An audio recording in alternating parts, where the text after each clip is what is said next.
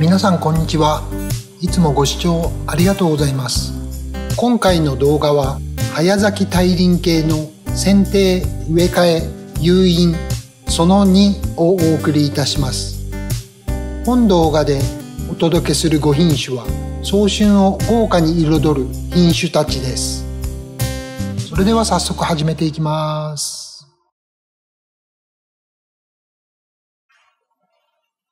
はい、次はパテンシアエ系のデニーズダブルです。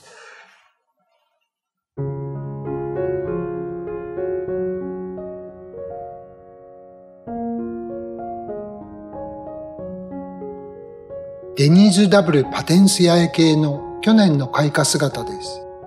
この株は今年で7シーズン目になり、とても大人びて艶っぽく咲いてくれるようになりました。見事な剣面花の八重咲きで大輪のゴージャスな花を咲かせます。開花が進むにつれて様々な表情を見せてくれます。咲き始めはピンクを帯びた藤色で、やがて淡い水色に色あせてゆきます。花びら裏は藤色にペールグリーンのストライプが走り、とても綺麗です。花びらの形は繊細ですが、厚みがあり、花持ちがとても良いです。この品種の素晴らしい特性として、必ず八重咲きで開花して、早めの剪定をすると、返り咲く四季咲き性を持っていることと、二番花では伸びた側枝にも開花することです。八重咲き品種を育ててみたい方へ、特におすすめしたいクレマチスです。こちらは枝の状態が非常にいい形になっています。今年もちゃんと咲いてくれると思います。はい、簡単に今の姿をお見せしておくと、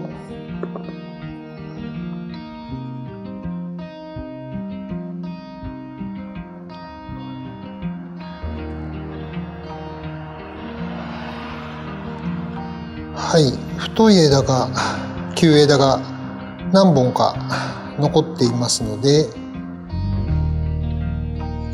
今年もきっちり咲いてくれると思います。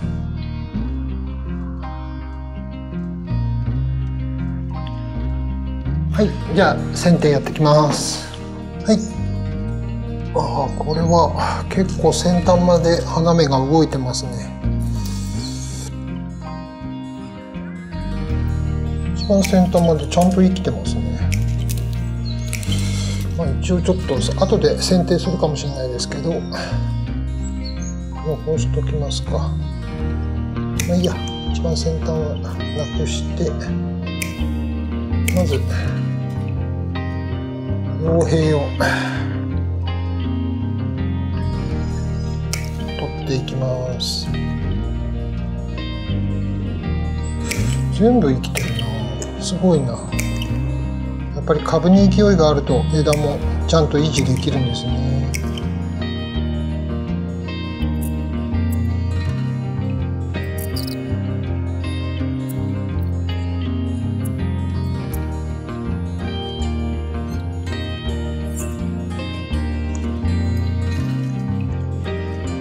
はい、剥げました。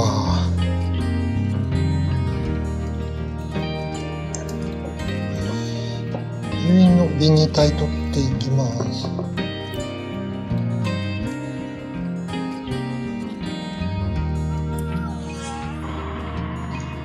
ちょっと地上部の掃除をします。すごく勢いがある芽をいっぱい出しているので、健康だと思います。で、これ鉢がですね、台風で倒れてクラックが入っちゃったんですね。なので鉢を変えてあげたいんですね。なので結局一回根鉢は出してあげたいと思います。去年植え替えたばっかりなんですけどね。ではい、ここが枝ですね。枝が出ているところで、この辺りにも新芽が見えてると思うんですけどね。これとかですね。で、ここですね。これですね。これは新芽です。はい。あと他にも複数勢いのある新芽を出してくれているので、根っこは健康に育っていると思われます。はい、じゃあ次はアンドを取って根鉢を開けていきます。はい、じゃあアンドを取ってきます。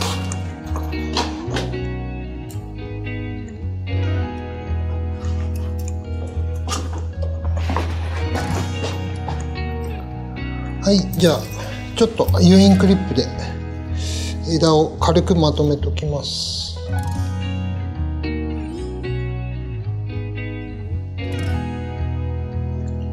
はい。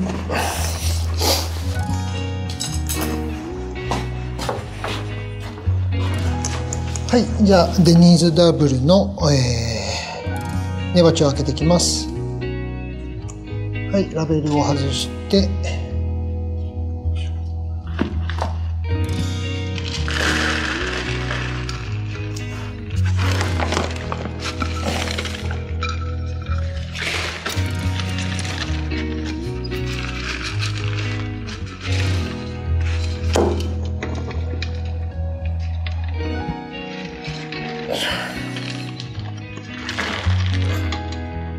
はい。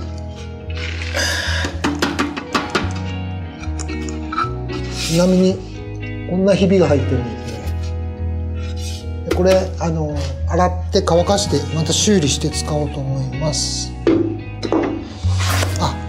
それでこれは植わっているのは、デグレアっていうイタリアのテラコッタで、違う7号かな。7号ポット、7号のロングポットですね。これなかなかいいポットです。ちょっと下の排水性がいまいちなんですけど、なかなかいいポットです。はい。じゃあ根鉢の様子なんですが、健康な根張ってますね。で、根腐れもしてないですし、根こぶ線虫にも寄生されてない。とても健康ですね。はい。で、地上部なんですけど、見えますかね。はい。ここに新芽が4つ上がってますね。はい。後で拡大してお見せします。これはかなり今年は期待できますね。しっかりたくさん咲いてくれる感じです。で、ですね、植え替えて去年の6月ぐらいに植え替えたので、全然まだ土がきれいで、一旦リキダスにつけますけど、土を積極的に落っことすことはあんまりせず、植え付けていきたいと思います。はい、じゃあリキダスにつけときます。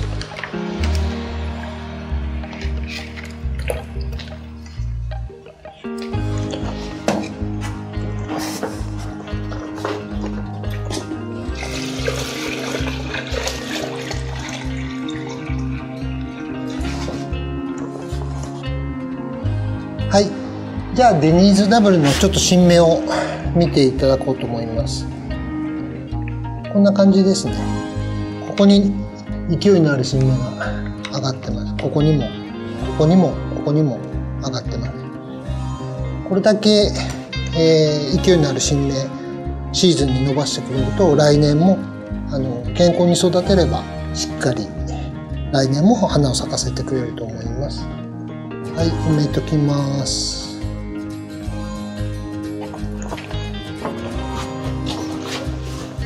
はい、じゃあデニーズダブルの続きをやっていきます。ちなみにさっきポットの割れちゃったポットのことに触れましたけど、これ新品なんですけど同じポットです。で調べたら23センチでしたね。はい、23センチで、6.3 リットルの容量なので、15鉢のスタンダードポットにほぼ近い深鉢なので容量になっています。はい。はい、軽い小粒ですね。はい、これを鉢の中央に盛ります。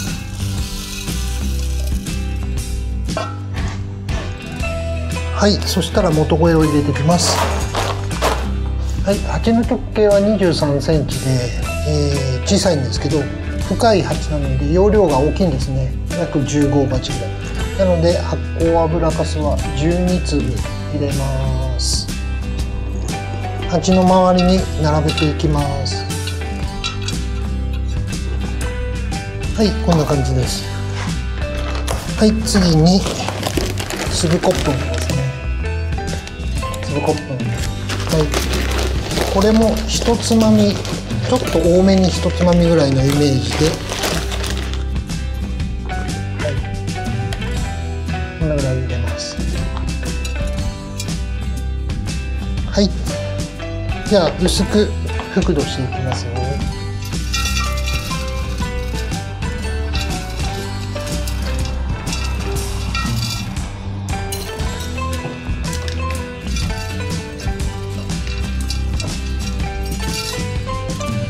はい、だいたい今3センチぐらいですかね。鉢底に、軽石粉粒引いて元肥入れて土をかぶせて、深さが3センチぐらいです。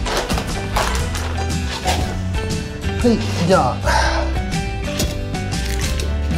根鉢を戻していきます。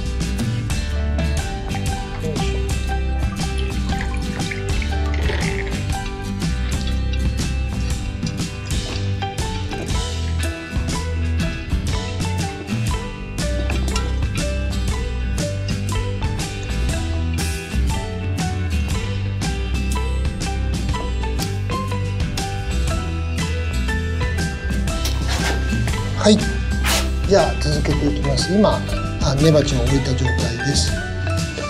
それで、植え付け高目標なんですけど、ここが成長点で、ここに一節目がありますよね。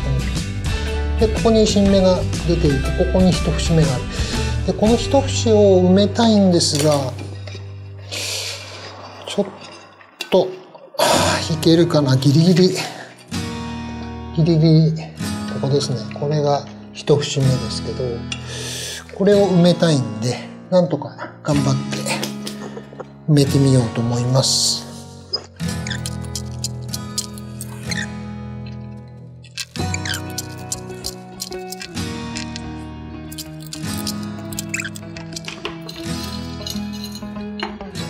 ちょっとウォータースペースが少なめですが、はい。よいしょ。はい、じゃあデニーズダブル 9 枝咲きパテンスダブルグループラベル戻していきます。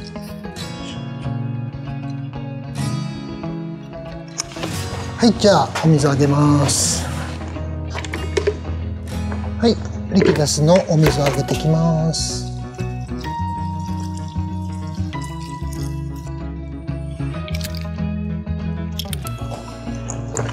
はい、排水性の確認をします。はい、OK です。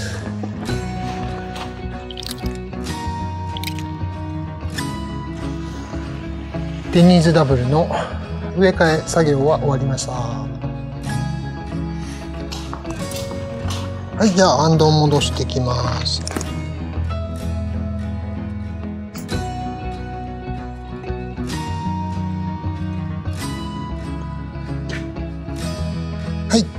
じゃあデニーズダブルの誘引をしていきます。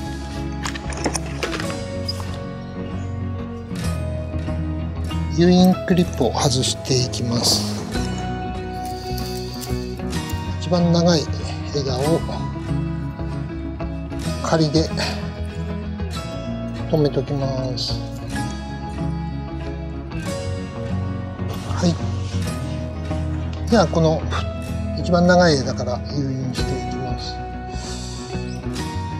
いや、一応残しとく。これすごい細い枝なんですけど、花芽が全部あるんですね。でちょっとここまで細いと花があんまり立派に咲かないかもしれないんですけど、ちょっと一応念のため残しときます。で新芽が出てきて様子を見てひょっとしたら後で剪定しちゃうかもしれないんですけど、一応残す方向で誘引していきます。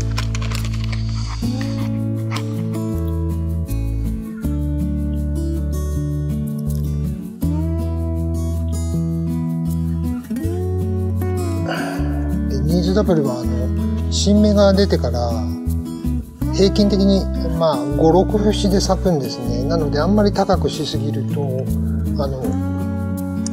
お花が重い八重咲きなので、もうちょっと低めにしといた方がいいかもしれないですね。ちょっと低めに上にしてます。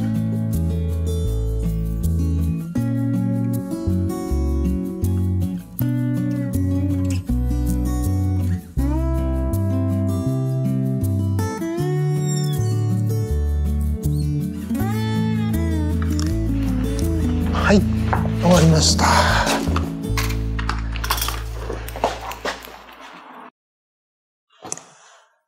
はい、次はブルーライト、ラヌギノーサ系ですね。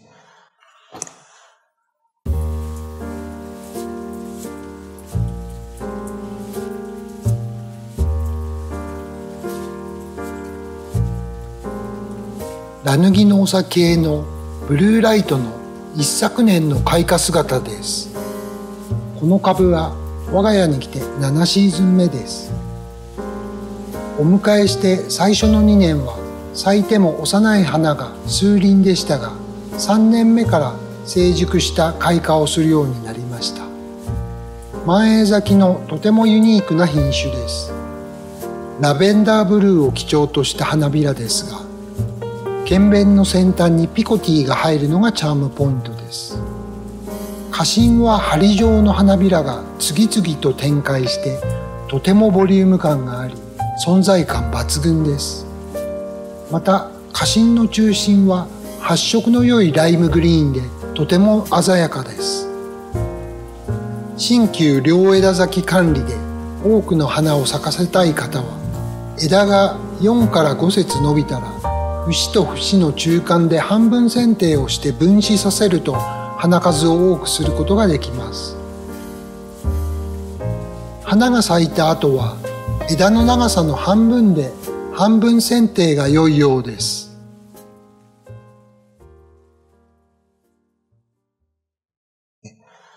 このブルーライトはですね、新旧両枝咲きなんですけど、私はなるべく枝を残す形で旧枝のような管理をしています。はい。で、ちょっと株の状態をお見せするとですね、はい。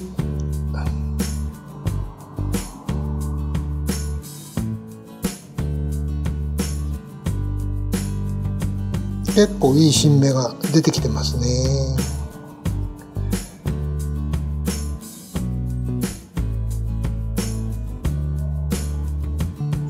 で、地上部からは枝が1本しか出ていないので、これをたくさん出させるように頑張るという感じです。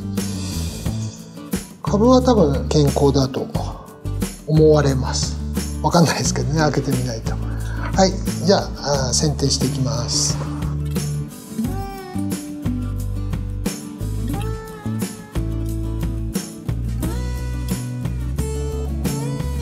はい、剪定自体は終わりました。ビニール体を外していきます。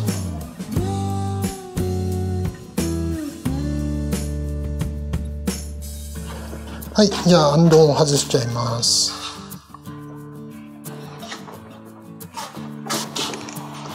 はい、じゃあブルーライトの根鉢を開けていきます。ちょっとラベル取っといて、根腐れしてなければ新芽が出てると思うんですけどね。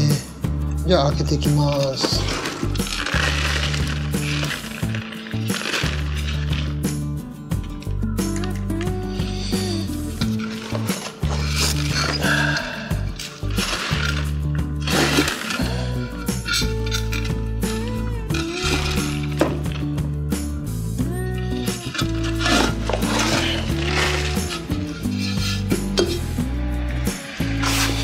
はい。根腐れしてますね、これは。残念。そんなにひどくはないんですけど、ちょっと一部部分的に根腐れてますね。はい。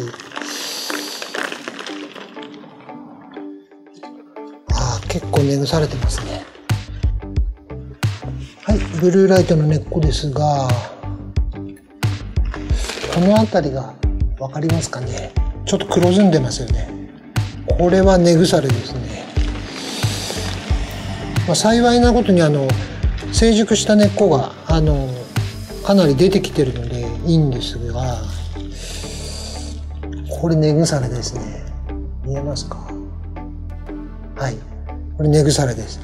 これをですね起こすと勢いを失うんですね。残念だな。がやっぱり新芽も出てないですよね。結構根腐れてますね。はい。枯れることは全然ないし、こっちの旧枝から新芽が上がってるので咲くとは思うんですけど、数はあんまり期待できないかもしれないですね。ちょっと残念です。健康だと思ってたんですけどね。結構根腐れてるな、これ。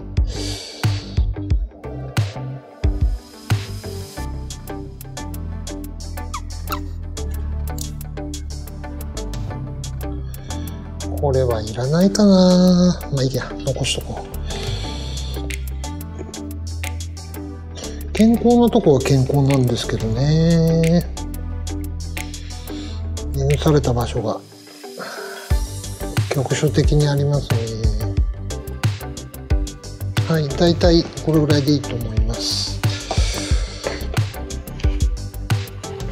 じゃあリキダスにつけてきます。よいしょ。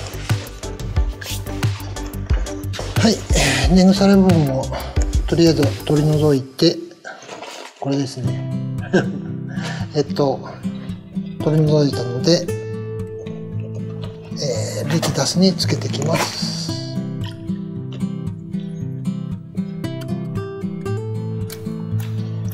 はい。はい、今ブルーライトをリキダスに浸積中なんですが、成熟した根っこがたくさんあるので、今年も何輪か咲いてくれると思います。ブルーライトってすごくですね、大きい花なので、八重咲きの。なので体力使うんですね。なのでちょっと根腐れ起こしちゃうと、たくさんの花はちょっと期待できないですね。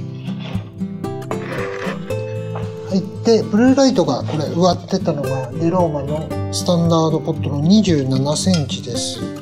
容量がですね、6.7 リットル。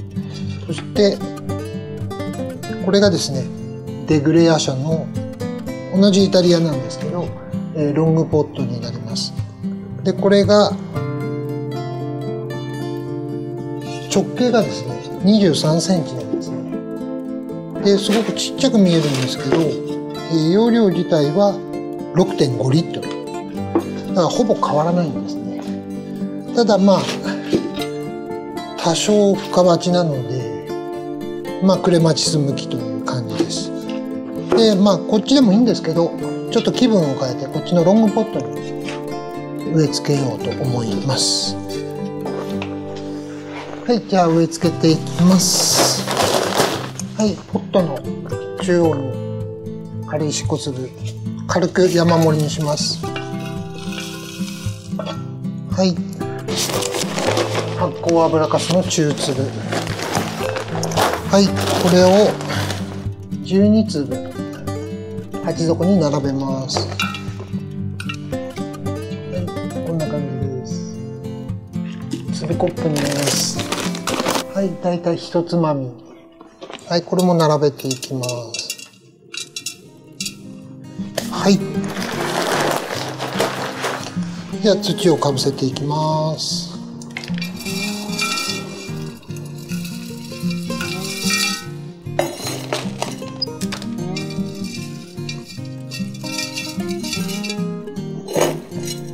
なるべく深植えしたいので浅めに引いています。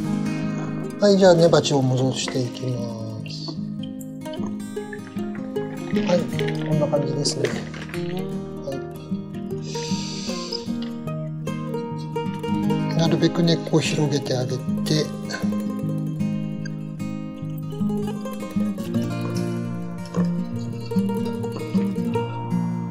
植え付けの高さについてなんですけど、説明すると、ここが成長点ですね。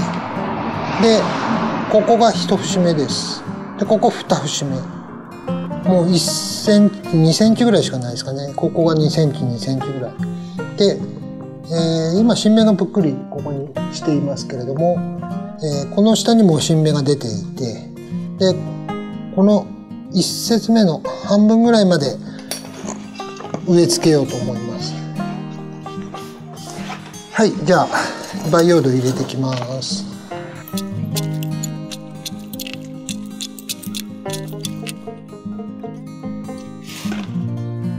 えますかね。ここが1節目です。ここが2節目です。で、ここを埋めたいと。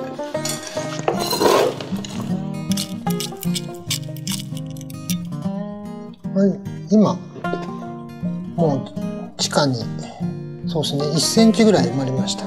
もうちょっと深植えします。2節目がギリギリ見えるぐらいまで深植えしてます。ここに新芽が、ここですね、ここに新芽があります。はい、1節目はもう土の中に埋まってしまって、2節目の芽が、新芽がちょっと顔を出してる、そんなぐらいの植え付け高にしてみました。はい、お水あげてきます。はい、リギダスでお水あげてきます。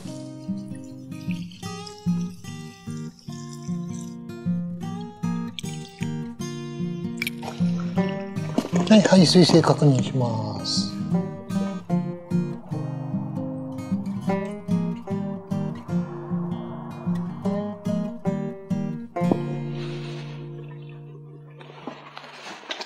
はい、2回目のお水あげます。はい、ポットをきれいにします。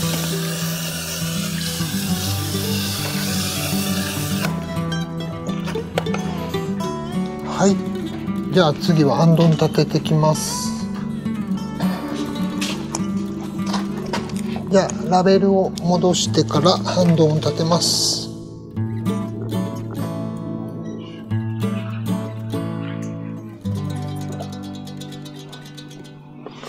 はい。じゃあちょっと仮誘引しておきます。コチョウラン用の誘引クリップで仮誘引です。はい。はい。枝をですね、作業中にちょっと一箇所ポキッと折れちゃったので、一応念のためやらなくてもいいんですけど、セロテープを貼っておきます。場所はですね、はい、ここがちょっとだけこう外の皮だけ傷んじゃったんですね。でセロテープで補強しておきます。密閉しておきます。これぐらいだったらもう絶対に再生しますね。内部の組織がきっちりつながってるので。はい、こんな感じで出来上がりです。はい、じゃあ誘引してきます。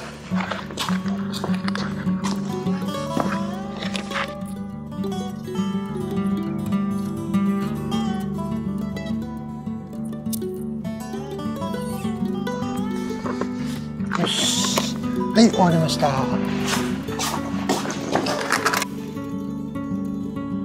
い、じゃあブルーライトの誘引の様子軽く見てみましょう。はい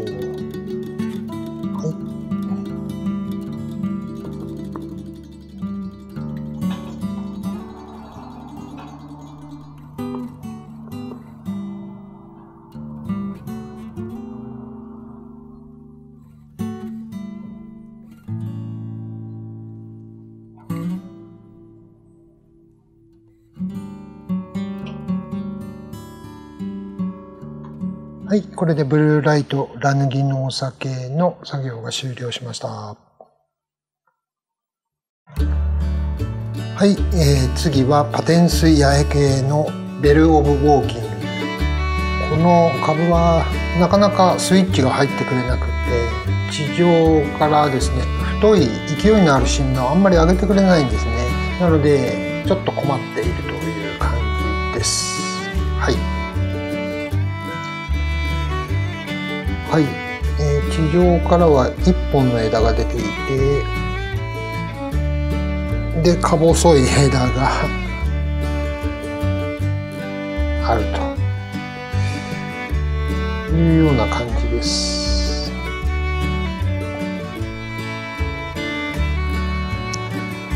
でお花は何輪か咲いたことあるんですけど、あまり素敵に咲く感じではなかったので、写真とか動画はまだ撮ってないという状況です。はい、じゃあ剪定やってきます。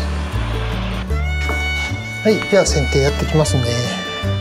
いくつか、春に向かって新芽を出してます。まず葉柄を取り払います。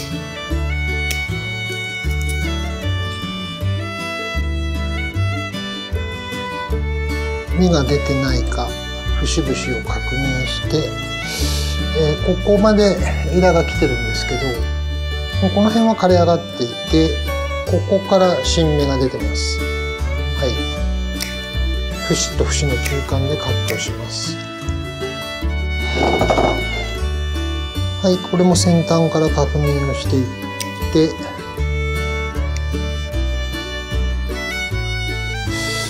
っちの枝はダメかもしれないですね。あ、ここに芽がありますね。ここに新芽があります。そこから先はちょっと膨らんでないですね。つぼみがなさそうですね。とりあえずちょっと先端から確認していきます。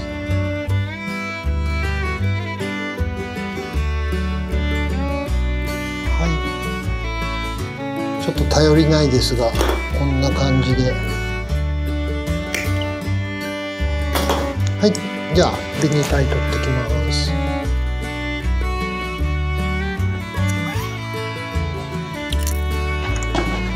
はい、そしたらコチョウラン用のクリップで、仮誘引にしておきます。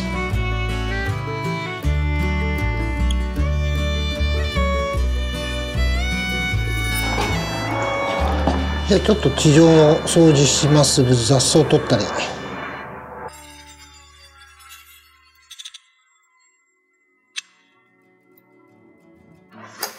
はい、じゃあこれ剪定は終わりです。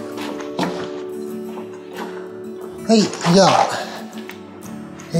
あ、穴を外していきます。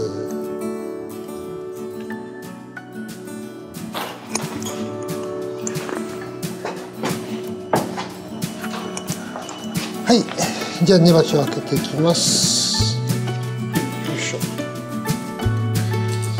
ラベル取って。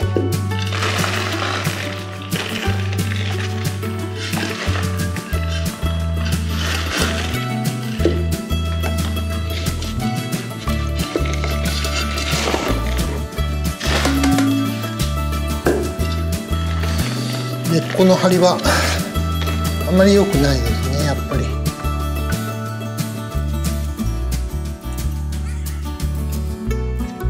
はい、土は去年変えてあげたのですごいいい状態ですね。はい、でちょっと面白い場所、あんまり珍しいんですけど面白い場所から新芽が出てます。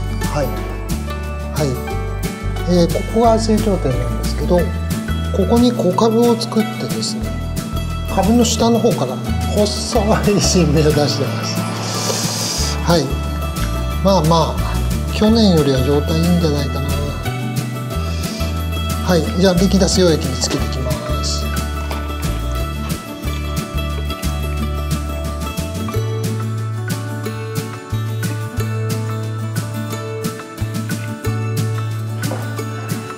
はい、ベルオブウォーキングパテンス系の植え付けをしていきます。まず最初に軽石小粒ですね。でポットの中央に山を作って薄く敷きます。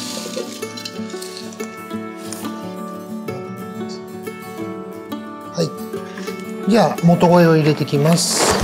元肥、ここは油かすの中粒です。ちなみにこのポットは、7号ですね。21センチ、割と小さいです。はい、6粒入れます。油かす中粒です。はい、次粒コップです。はい、軽めに1つまみ入れます。はい、そしたら土を薄めにかぶせていきます。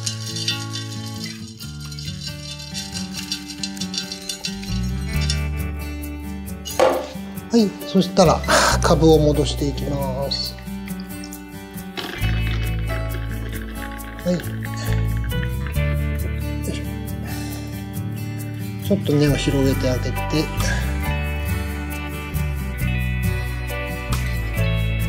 でちょっと植え付け高の説明をしますね。はい、さっき面白いとこから新芽が出てるって言ったのがこれですね。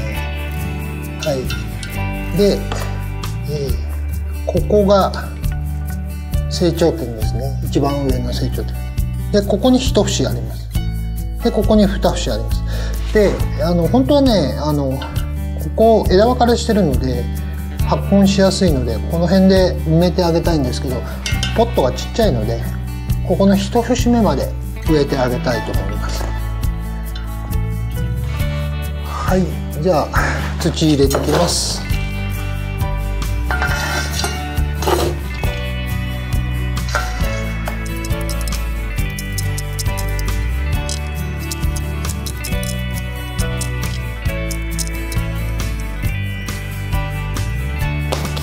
はい、じゃあお水与えてきます。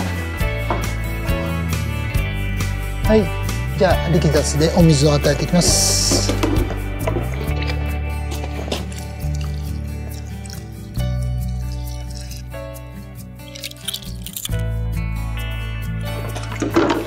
はい、水性の確認をします。はい、大丈夫ですね。はい、ちょっとポットを清めます。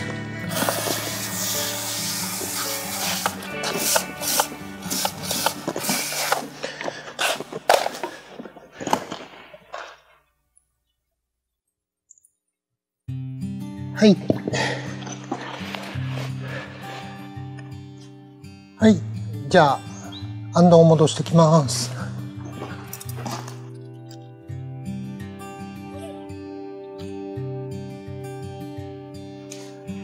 はい。じゃあ誘引クリップで仮誘引しておきます。よ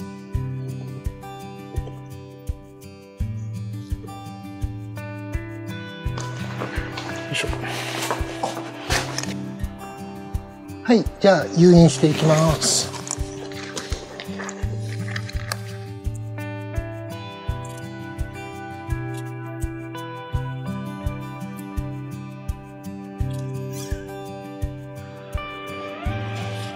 はい、終わりました。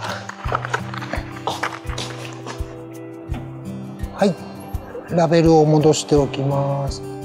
ちなみに私の場合はここにベルオブウォーキングと書いてありますが、ここに、新枝か旧枝か新旧両枝かというマークと、系統文ですね。これの場合だとパテンスダブルと書いてありますけど、で日付ですねを書いています。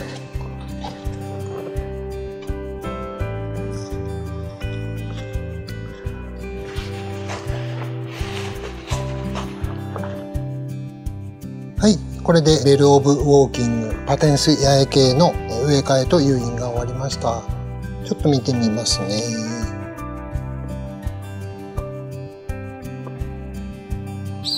はい、こんな感じで新芽がトントンとついています。ただやっぱり地上部から生きた枝が1本しかなかったので、今年はそんなにたくさんは咲いてくれないと思います。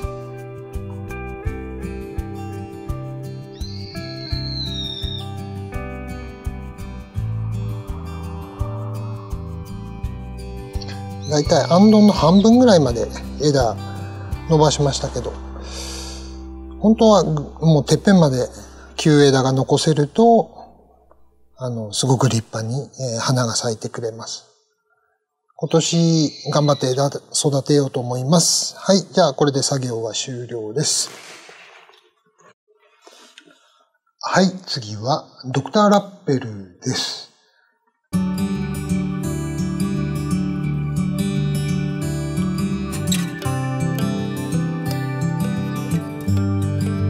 これは去年のドクターラッペルが初開花した様子です。パテンス系のこの株は3シーズン目に入りました。一昨年新苗の植え付け動画をお届けして、去年鉢増しし、そして開花したこのチャンネルと一緒に育ってきた苗です。ドクターラッペルは1975年にアルゼンチンで作出されました。南半球でクレマチスが作出されるのは珍しいです。ちなみに作出者は不明とのことです。海外のクレマチス専門ナーセリーのサイトやヨーロッパ各国の園芸愛好家のサイトを見ていると、初心者用のクレマチスとしてこのドクターラッペルがよく紹介されています。多少の病気にかかってもどんどん開花してくれるほど強健です。花つきよく、誘引しやすく、立ち枯れも起こりにくいです。この品種の特徴として、パテンス系なのに新旧両枝咲きとして管理ができ、早めに剪定すると四季咲き性の性質を持っている素晴らしいクレマチスです。パテンス系のメーカーです。初心者の方によく海外のサイトでクレマチス始めるなら HF ヤングかドクターラッペルにしなさいとよく紹介されているものです。新苗の植え付けとか1年後の様子とかこのチャンネルでもご紹介したんですが、3シーズン目ということです。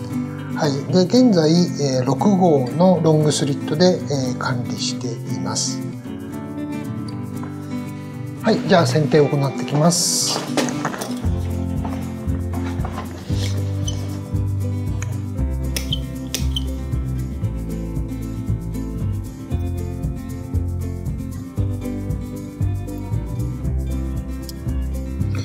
結構いい新芽が出てますね。本当は枝がねもっと残せたらいっぱい花が咲くんですけど、そこまではいってないですね。まだ幼いからまあしょうがないんですけどね。で今6号のロングポットなんですけど、根鉢を開けてみて、根っこの状態が良ければ7号にしてあげたいなと思いながら作業しています。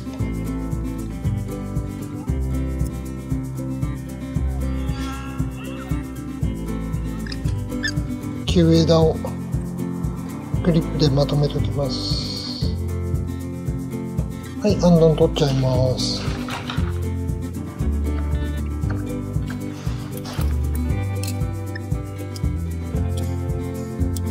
はい、剪定終わりました。よいしょ。はい、じゃあドクターラッペルの根鉢を開けていきます。ラベル取って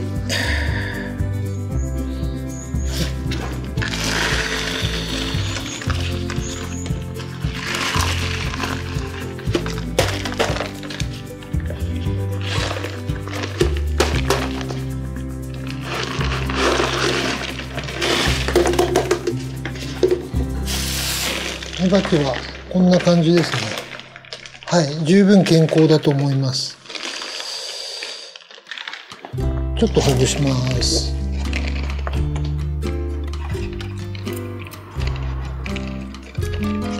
3年目でようやくこう太い根っこを出すようになりましたね。去年まではもちろん太い根っこあったんですけど、やっぱり幼い感じがしていて、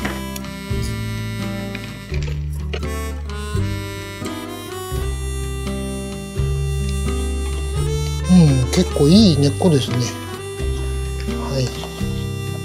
根鉢の中も腐った感じもないし、いいと思いますね。根っこの感じはこんな感じですね。はい、じゃあリキダスにつけていきます。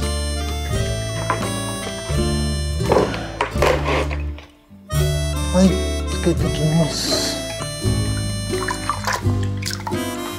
ちょっと根洗いしてあげます。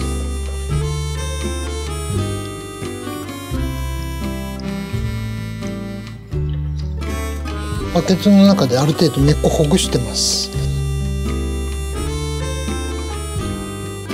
はい、綺麗になった根っここんな感じですね。はい、成熟しましたね。ようやく大人になった感じで、もうここまで根っこが発達するともうすごい強い植物になるので、とても育てやすくなると思います。はい、こんな感じですね。だいたい根っこの長さは今7、80センチですかね。じゃあちょっとまたつけといて、はい、じゃあ植え付けの準備をします。はい、これが今まで使ってたスリット鉢6号のロングですね。はい、で新しく用意したのが7号です。はい、容量はですね相当違うんじゃないかな。はい、根っこの状態がとっても良かったので鉢増しめでたくしようと思います。でですね、6号こっちの今まで植わってたのが容量的には 2.8 リットルで、新しく7号にすると、7号ロングは 5.1 リットル、 2.8 と 5.1 なので 2.3 リットルか、容量が増えます。まあ、ここまでいけばもうかなり成熟したクレマチスって言ってもいいんじゃないですかね。はい、根っこをたくさん今年増やしてもらって、もっと枝数増やせば、まあ、50輪とか100輪も夢じゃないという感じになると思います。はい、じゃあ植え付けていきます。でスリットポットはですね、今までテラコッタの、植え付け方を、ご紹介してきましたが、スリットポットは私ちょっとやり方が違って、まず最初に土を入れてしまいます。はい、だいたいそうですね2センチとかそれぐらいです。でそこに、元肥を入れていきます。はい、容量は結構大きいので7号になると油かすですね、油かすの中粒を10粒鉢底に入れます。その時にあんまり鉢の周りではなくてですね、ちょっと離した位置に並べるようにしてます。なぜかっていうとスリットポットってすごい排水性がいいので、あんまり鉢の周りが大きすぎると、まあ、肥料成分流してるようなことになっちゃうので、ちょっと中間に配置するような感じにいつもしています。はい、ちょっと見にくいと思うんですが、こんな感じでちょっと鉢の周りよりは内側に油かすを入れています。はい、次は粒コップンですね。粒コップンもそうですね、一つまみちょうどぐらいの感じで、これもあんまり鉢の周りではなくてちょっと内側に入れてあげます。はい、じゃあ覆土します。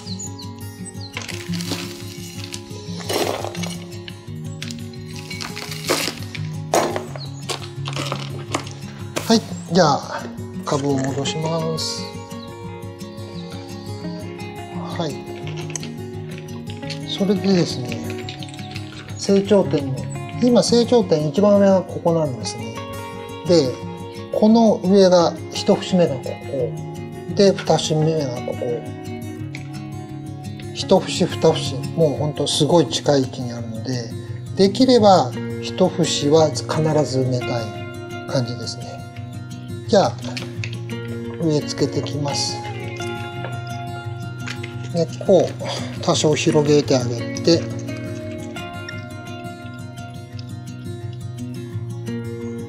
はい、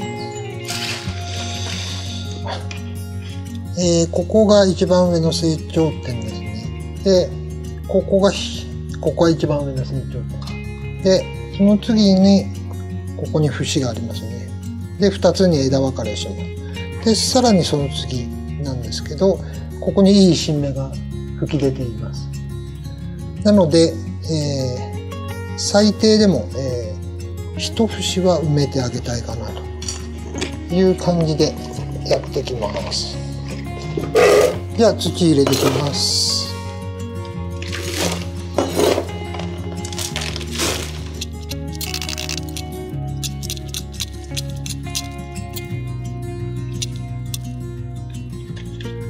はい、こんな感じでちょっと見にくいので方向変えますけれども、ここの2節目の新芽は地上にちょっとだけ出させています。で、1節目は埋めちゃってます。で、これ以上はちょっと深植えしない方がいいと思うので、1節だけ埋めてこの状態で管理していきたいと思います。はい、お水をあげていきます。はい、じゃあリキダスのお水をあげていきます。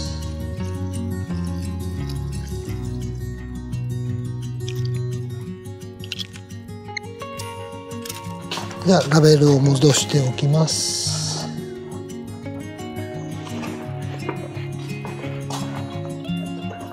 はい、あんどんを戻しておきます。あんどんこれ小さいあんどんなんですけど、とりあえずこれで管理して開花後にですね、もしもっと大きくなるようだったら差し替えたいと思います。はい、じゃあ立てていきます。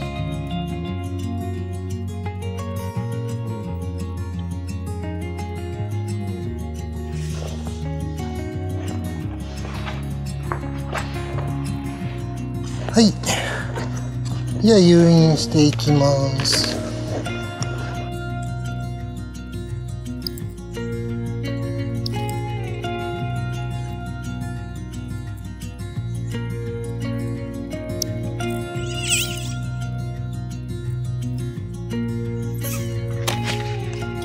はい、終わりました。はい、ドクターラッペルの作業が終わりました。ちょっと誘引を見てみましょう。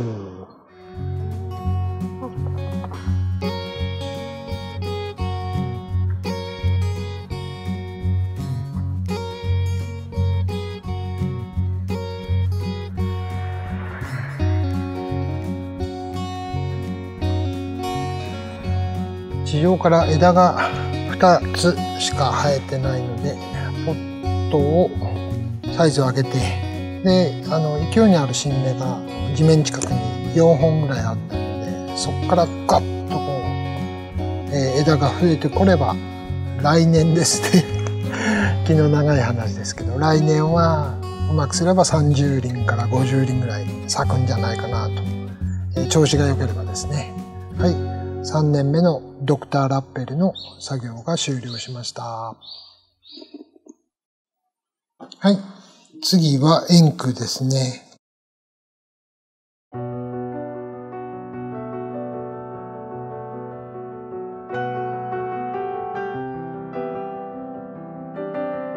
これは去年パテンス八重系の円空が初開花した様子です。円空はドクターラッペルと同じ年にお迎えして、同じく新苗の植え付けと植え替えをご紹介してきました。円空はクレマチスの品種の中でとても人気で、入手困難となってしまっている龍星を作出された及川フラグリーンさんのオリジナル品種です。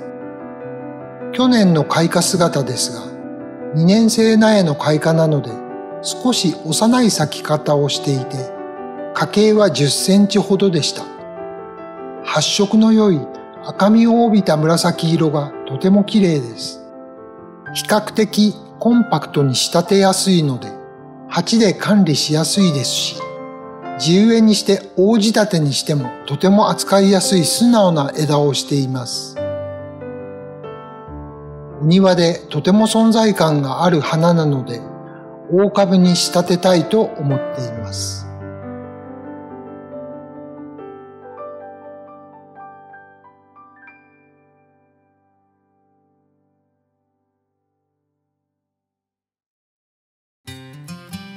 これも新苗の植え付けから次の年の植え替え、そして今年3シーズン目になります。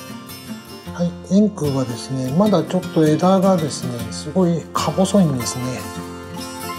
はい。新苗特有のか細い枝を上げています。健康は健康なんですけどね。地上部からは細い枝を2本かな上げているという状態になります。はい、じゃあ早速剪定していきます。でこれある程度去年の秋かな、に、剪定しちゃいました。ちょっと枯れ葉がうどんこ病みたいになっていたのでちょっと嫌だなと思って、切っちゃいました。じゃあ U イング外していきます。でこれも3年目でそろそろ根が成熟してくる頃なので、根鉢開けてみて根っこの成熟が良ければ鉢増しをしたいなと思っています。はい、はい、枝が外れたのであんどん外しちゃいます。はい、じゃあ円空パテンスヤエ系ですね、の根鉢を開けていきます。まず枝をちょっとまとめておきます。はい、じゃあラベルを外して開けていきます。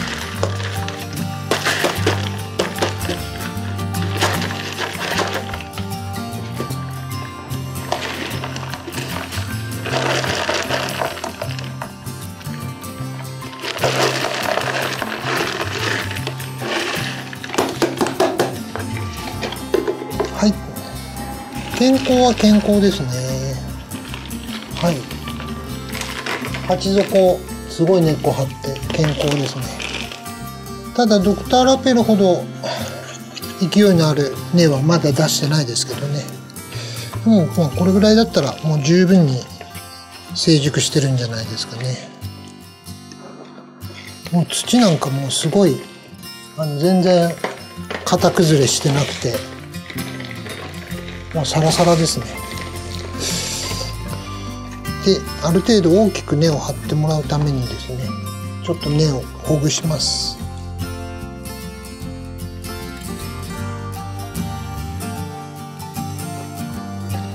はい、こんな感じですね。はい、とても健康だと思います。でちょっと面白いので、説明したいので拡大しますね。よいしょ。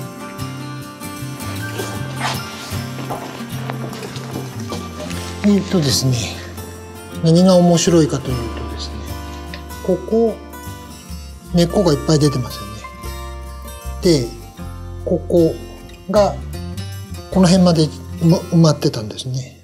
でこのすぐ上が、新苗を植え付け高です。でここに根っこがバーッと出てて、でそっからビューッと次の節まで深植えしたんですね。そうしたらこっちからも 根が出てるし、こっちからも根が出てるっていう感じになります。こちら側からこっちの枝が出てますね。根がいっぱいついてますよね。これが新苗の時に植え付けた、成長点で、深植えしたら太い根がいっぱい出てて、ここに大きい根が見えると。なのでクレマチスって一節とか深植えしてあげると根っこがどんどん増えるので深植えしなさいとよく言われる感じです。はい、根っこもとっても健康です。はい、じゃあリキダスにつけますね。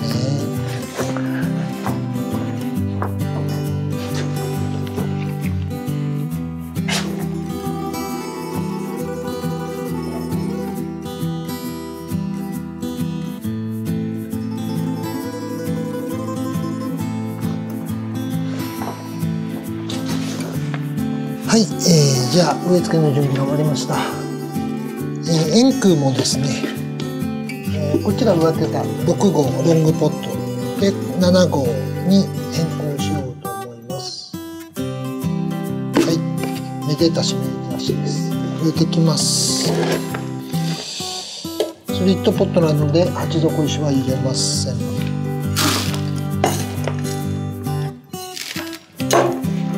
はい、1センチぐらい用土を入れて、はい、12粒発酵油かすの中粒を入れます。はい、こんな感じです。ちょっと見えにくいかな。はい、あんまり外側に肥料は置かないようにしてください。ちょっと内側に、配置するようにしないと肥料成分が流れ出ちゃうので、ちょっと内側に配置するようにしてください。じゃあ薄く覆土していきます。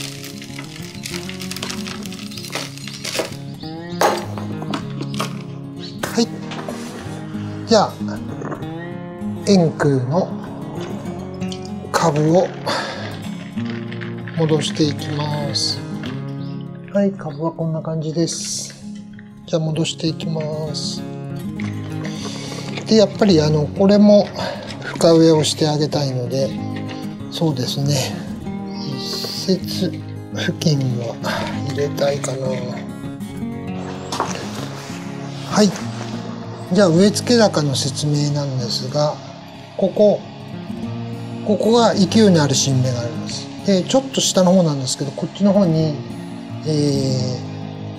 新苗の時の枝があるんですけど、この新芽をちょっと埋めるぐらいで、次の節はちょっと今年は埋めないでおこうかなと思います。なので、そうですね、この新芽が出てるのの1センチぐらい覆土する感じで、植え付けようと思います。土入れてきます。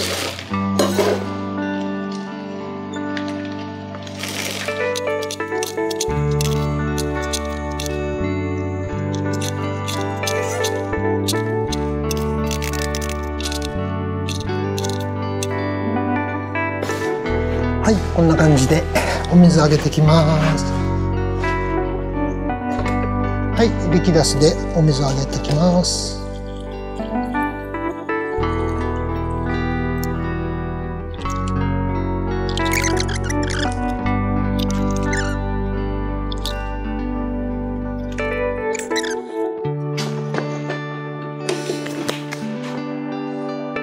はい、じゃああんどんを戻します。あんどんはやっぱりそのままのちっちゃいあんどんを戻すようにします。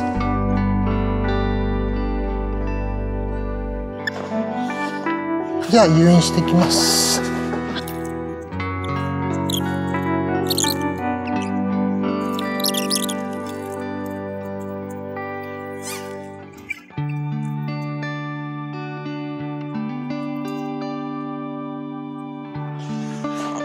はい、じゃあこれで誘引が終わりです。はい、円空パテンス八重系の剪定誘引植え替えが終わりました。ちょっと誘引を見てみますね。まだちっちゃい花芽なんですけど、たくさん上がっています。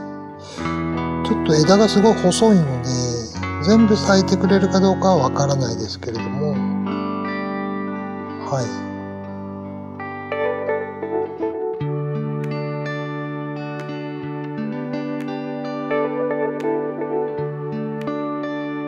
こちらの枝も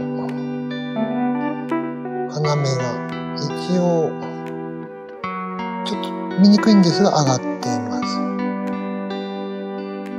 はい。はい、これで円空の作業が終了しました。鉢増ししたので成熟してくれるといいなと思います。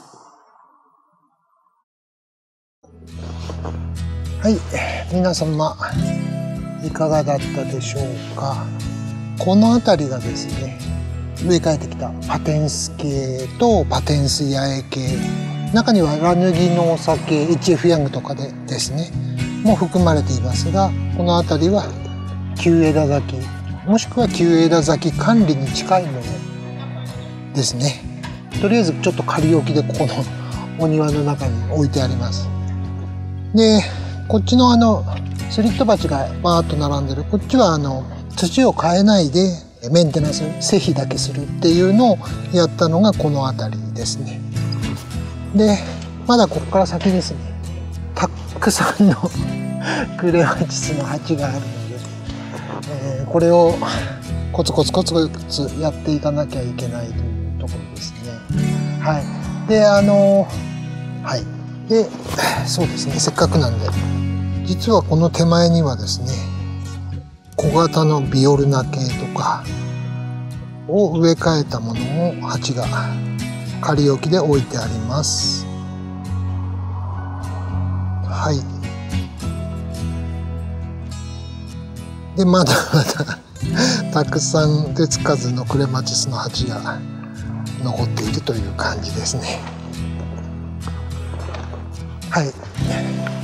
新枝咲きはすごく剪定が楽なんですけど、旧枝咲きはやっぱり花芽を傷つけないように誘引してっていう手間がかかるので急いでやった方がいいんですけど、今年は新芽がバーッと動く前にまだ何鉢かあるかもしれないですけど、作業がほぼ完了したので一安心しています。